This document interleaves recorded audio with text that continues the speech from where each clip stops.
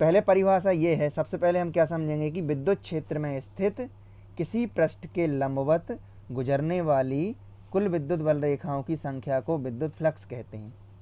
ये तो विद्युत फ्लक्स की परिभाषा है। अब इसको समझते हैं हम, ठीक है। समझिए कि कोई हमारा ये एक पृष्ठ है, ठीक है, ये हमारा पृष्ठ है और इससे विद्युत बल रेखाएं निकल रही हैं ये, ठीक है, ये विद्युत बल रेखा है, ठीक। तो ये हमारा एक विद्युत क्षेत्र है। विद्युत क्षेत्र में स्थित ये हमारा पूरा जो है वो विद्युत क्षेत्र है, इसमें स्थित किसी पृष्ठ, तो ये जो है ये हमारा एक पृष्ठ है, ठीक है। क्या है? ये हमारा एक पृष्ठ है, ये विद्युत बल रेखाएं हैं, ठीक है। विद्युत क्षेत्र परिभाषा क्या है? विद्युत क्षेत्र में स्थित किसी पृष्ठ के लंबवत गुजरने वाली कुल विद्युत बल रेखाओं की संख्या को विद्युत फ्लक्स कहते हैं। एक बार और समझिए, इसमें से कितनी विद्युत बल रेखाएं निकल रही हैं? ये हमारा पृष्ठ है, ठीक है। इसमें से कितनी विद्युत बल रेखाएं निकल रही हैं? गिनो, 1 2 3 4 5।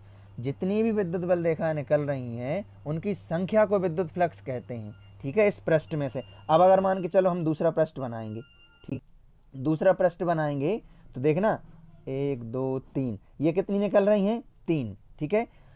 तो यहाँ पर 5 निकल रही थी, यहाँ पर 3। बात यह है कि जितनी भी विद्युत बल रेखाएं पृष्ठ से निकलेंगी वो विद्युत फ्लक्स कहलाता है। विद्युत बल रेखाओं की संख्या जितनी भी हो, 1 निकले 2 निकले 3 निकले 4 निकले, जितनी भी उस पृष्ठ से निकलती हैं विद्युत बल रेखाओं की संख्या, ये विद्युत फ्लक्स की परिभाषा लिखेंगे। विद्युत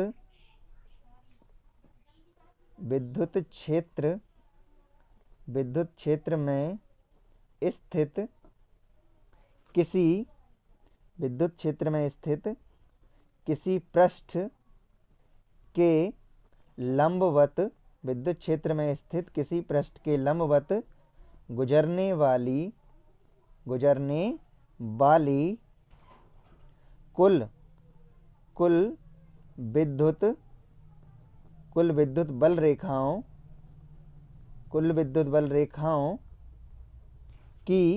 कुल विद्युत बल रेखाओं की संख्या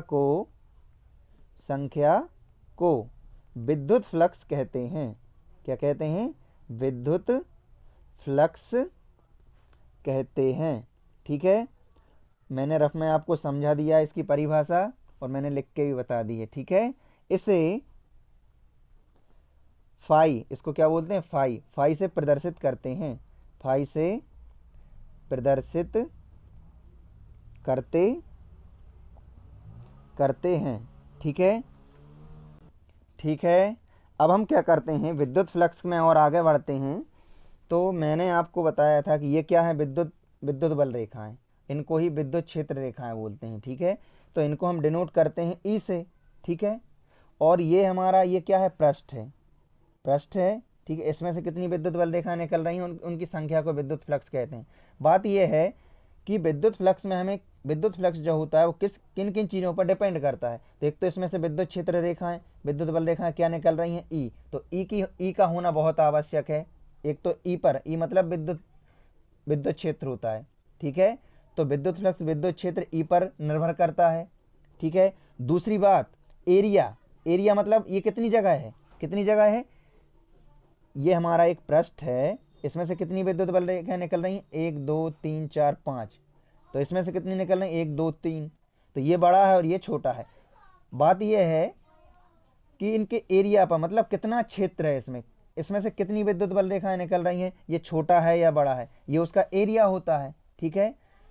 तो एरिया पर भी डिपेंड करती है, मतलब उसके क्षेत्रफल पर। क्षेत्रफल मतलब जितनी ज़्यादा जगह होगी उतनी विद्युत बल रेखाएं निकलेंगी, उतना विद्युत फ्लक्स ज़्यादा होगा, और जितनी कम विद्युत बल रेखाएं निकलेंगी उतना कम विद्युत फ्लक्स प्राप्त होगा, ठीक है। तो अब हम इसमें क्या करेंगे, ये क्षेत्रफल पर भी निर्भर करता है विद्युत फ्लक्स जो होता है। हम ए से भी डिनोट करते हैं क्षेत्रफल को, एरिया बोलते हैं, और एस से भी डिनोट करते हैं, उसको भी क्षेत्रफल ही बोलते हैं, ठीक है। तो आपको दो बातें याद होना चाहिए कि सबसे पहले जो विद्युत फ्लक्स होता है वो विद्युत क्षेत्र पर डिपेंड करता है, और जो क्षेत्रफल होता है, एरिया होता है, उस पर डिपेंड करता है। और फिर क्या होता है, जो ए और एस के, मतलब जो ए होता है, जो ई होती है, ई और ई हमारी ये है, इनके बीच में ई और एस के बीच में जो कोण बनता है, ठीक है, थीटा पर भी विद्युत फ्लक्स डिपेंड करता है। ठीक है, तो अब हम इसका सूत्र लिखेंगे। आपको इतना पता चल गया होगा कि जो हमारा विद्युत फ्लक्स होता है इसको हम फाई से डिनोट करते हैं। इसका सूत्र होता है, एक ई पर डिपेंड करता है, मतलब विद्युत क्षेत्र, रेखाओं विद्युत क्षेत्र ई पर निर्भर करता है। दूसरा ए पर भी और या एस पर भी निर्भर करता है, दोनों बात एक ही है। और जो कोण होता है थीटा पर भी निर्भर करता है।